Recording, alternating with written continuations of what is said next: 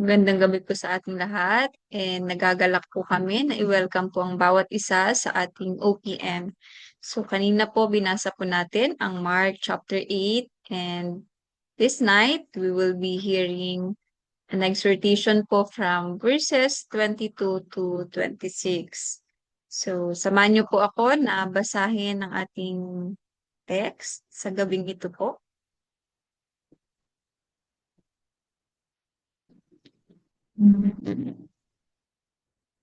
Yan, so sa may NLT version, starting from verse 22. Let's read. When they arrived at Bethsaida, some people brought a blind man to Jesus, and they begged him to touch the man and heal him. Verse 23, Jesus took the blind man by the hand and led him out of the village. Then, spitting on the man's eyes, he laid his hands on him and asked, "Can you see anything now?" Verse 24, the man looked around. "Yes," he said, "I see people, but I can see them very clearly. They look like trees walking around." Verse 25, then Jesus placed his hands on the man's eyes again, and his eyes were opened. His sight was completely restored, and he could see everything clearly. Verse 26, Jesus sent him away, saying, "Don't go back into the village on your way home." We pray.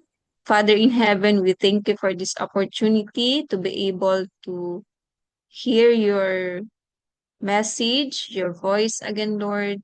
So we pray this night that through your Holy Spirit, you would allow us to hear you, Lord. You would open our eyes, our ears, our spiritual understanding, just how you have opened the eyes of this blind man in the story. We thank you in the mighty name of Jesus. Amen. So, this is a story po of a man that is a blind man na Jesus healed. So, this is a very different story of healing compared to other na healing stories we can read from the Bible. So, at the start of this story, so this story is just a very short. So, kung makikita po natin, 5 lang po yung verses kung saan ito nasusulat. Pero ito po yung isang kwento where I learned amazing things with this story. So, yung kwento po started when some people brought, so may mga tao pong nagdala ng isang bulag kay Jesus and pinakiusapan po nila si Jesus na i-touch and pagalingin ang lalaking ito, ang taong ito na bulag. So, ang isa sa mga amazing and very different in this story is that we can read in verse 23. Sabi po doon na si Jesus, inalalayan niya, kinuha niya yung blind na ito from the people that brought him and nilid niya outside, palabas sa lugar na yun, yung taong ito.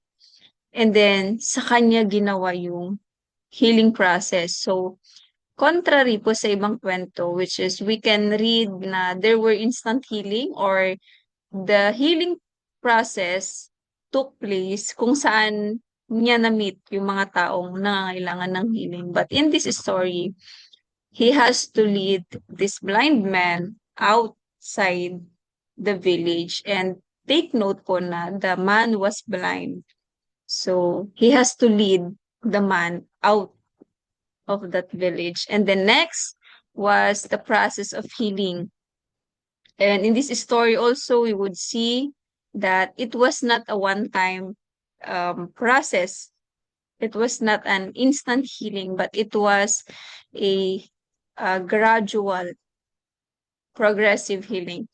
And then after the healing process, there was a warning. There was an instruction that was given to this man, this blind, this now restored man, which is not to go back to that village. So he was commanded to leave behind the village. And so this night, the exhortation I have prepared is entitled Leaving the Village Behind. So since we are entering this new year, so sabi po ni Pastor, we are not starting from zero. So it's not like restarting, but it is continuing. This year is the continuation of the past years, specifically the year 2025. So um, I believe that as we enter this new year, 2026, there are things that we would be needing also to leave behind. So we go to the uh, three processes which I saw in this story. And let me start with the first one. So first one, Jesus separated the blind man away from the crowd. So ito po yung unang napansin ko sa kwento, no? So sabi po sa verse 23 at the start of it, Jesus took the blind man by the hand and led him out of the village. So in the story, sabi ko nga po kanina, Jesus did not perform the miracle or the healing needed right away in the center of the village, which is Bethsaida. Instead, ang ginawa niya po is inalalayan niya, sinama niya, hinawakan niya yung blind man and led him going out of that village. So take note na at first, there were people around them. There were people who brought the blind man going to Jesus, and probably because Jesus was popular at that time, he was surrounded by many people. People who may be waiting to see another miracle. Maybe people who are cheering that finally this blind man would be able to see. And probably there were also bystanders, mga nag-aabang lang ng kung anong mangyayari. And so there was a crowd. So in this story, we see that Jesus had to separate this man from the crowd. So we are unaware. I'm not sure if people followed them, but we see that there was a separation.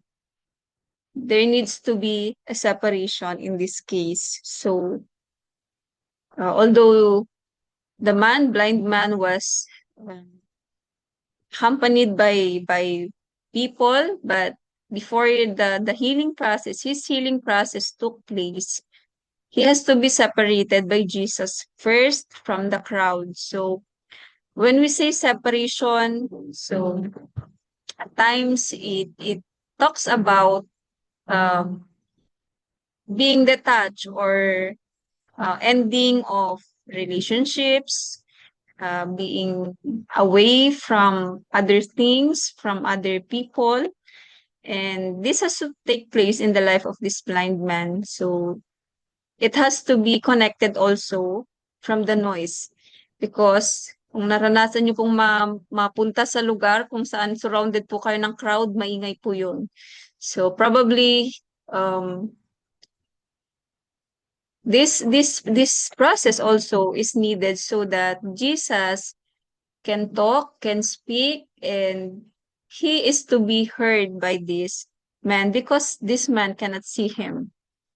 So also, this separation has to take place so Jesus could make himself personally known by the blind man.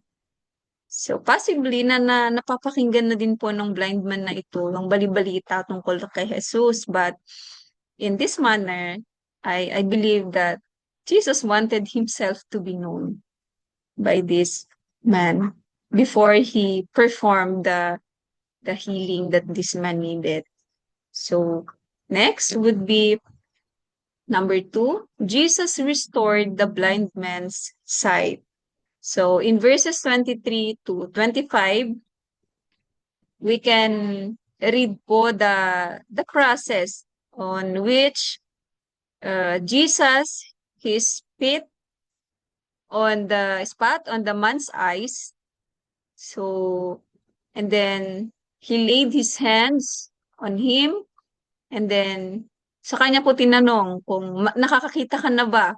So, the man looked around and probably he was very excited and happy and responded that, yes, I can already see, but I cannot see clearly. So, maring blurred pa po yung kanyang paningin. And again, sabi po sa Bible na, again, Jesus placed his hands on the man's eyes, and this time, the eyes were open.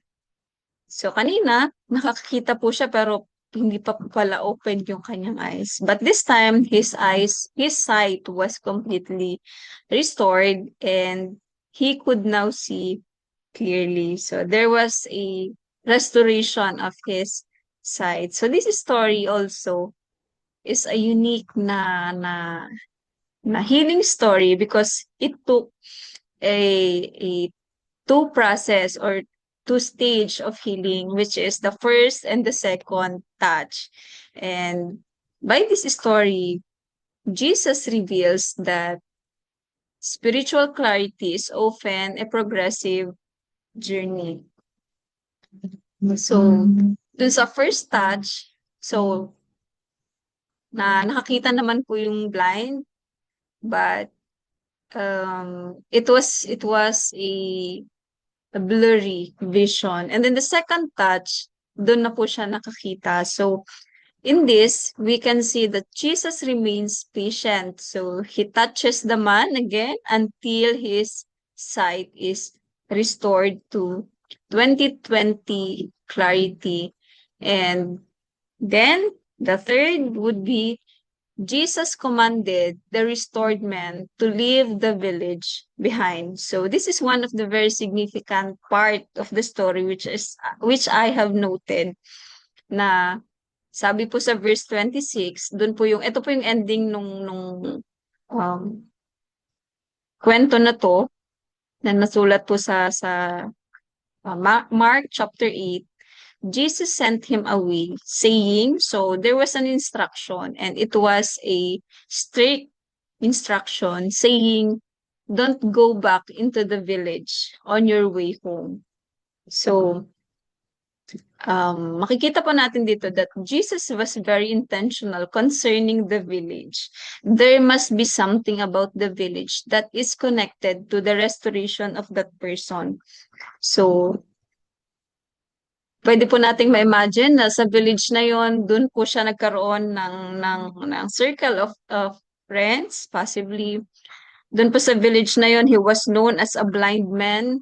His identity was being blind, probably begging, and he was dependent on other people. So his day-to-day routine is tied to that village. But before his healing happened, Jesus had to took him away from that village. So there is something about that village that he has to uh, be taken out from that village. And so, dito po makikita po natin na Jesus was intentional about him leaving behind his old life. Hindi lang po siya binigyan ng kailangan niyang ng sight, but Jesus also is intentional about him leaving behind his old life. And also in this instruction of Jesus was a word that he needs to move into a new direction, the new direction of his new life. So he was instructed to not go back to that village on his way to home. So there could be something in that direction in his home awaiting for him. So The Lord Jesus instructed him na not to go back, not to be distracted, not to be um hindi siya mag-give in dun sa possibly that he would be popular when he go back to that village, but he has to go to that direction of going home. So from here, um actually this story also happens after na Jesus fed another multitude of 4,000 people. And that time, that is another time po na nagpakain siya ng multitude aside from feeding the 5,000 men. And that time, um, he was still not revealed to his disciples. Hindi pa po siya revealed, hindi pa po siya nakikilala ng kanyang mga disciples. Nakikita na nila yung mga amazing things that he had done, he had performed. Yet their understanding is still limited. So this story also tells us even the disciples, yung their journey with the Lord Jesus has to be in a progressive manner, that their spiritual journey took place in a progressive manner. So with this story, we can learn that in life, separation has to happen. So if I am to ask each one of us, I believe na lahat po tayo, we all started our relationship with the Lord Jesus with other people involved. So possibly that our classmates, our parents, our siblings maybe, or a relative, or colleagues probably, ay involved. Possibly that they were the one who brought us to a place where Jesus is found, or we have found Jesus. And eventually, we went through this process also of separation. We went through this process. So separation has to happen. It is not to harm us, but to detach us from the crowd. So Jesus could personally reveal himself to us. So probably there were friends who introduced us. There were fellowship through a fellowship, but eventually we come to this point that um we are to know the Lord Jesus on a personal way. Nagiging one-to-one na po yung journey natin. So there is a separation. There's a detachment from crowd that happens in our journey. And then next, we are to understand that our spiritual journey to spiritual restoration or clarity may happen in a progressive manner, and that it requires a personal, private walk with Him that continues until the fog is lifted and we see His face, we see His glory face to face. So sometimes, especially po siguro sa mga pastors, sa mga leaders, minsan nakaka-frustrate po seeing the people you are shepherding na as if they're not growing, no? Pero through this story, I'm reminded that our spiritual journey is progressive manner. At times, it takes years. At times, there are people na mabilisan lang po ang growth, but for some, it may take years. It is in a progressive manner. And we are to understand that din po sa concerning from this story. And then third, the Lord Jesus is intentional and committed in leading and walking with us in order for us to keep going forward and moving from precept upon precept, line upon line, and glory to glory. So, isa po ito sa mga bagay na I'm learning that the Lord is really intentional in leading us, in walking with us. So, the moment we entrusted our life to Him, the moment we received Him as our Lord and Savior, He is intentional in leading us, in guiding us, in walking with us. And with this, whatever work, whatever good work He started in us, He will make it into completion. So, kagaya po nung healing kanina, He would not leave us half-healed.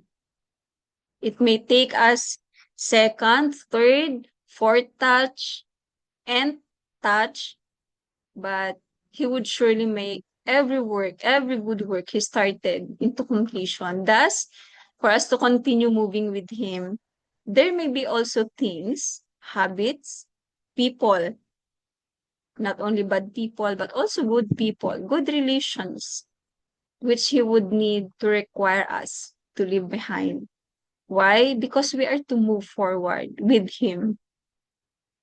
We are to continue moving with Him towards the destiny, the plans He has set for each and every one of us. And with this, thank you po sa pakikinig, and let's have a wonderful, a blessed New Year 2026 ahead, walking with our Lord Jesus. Thank you po.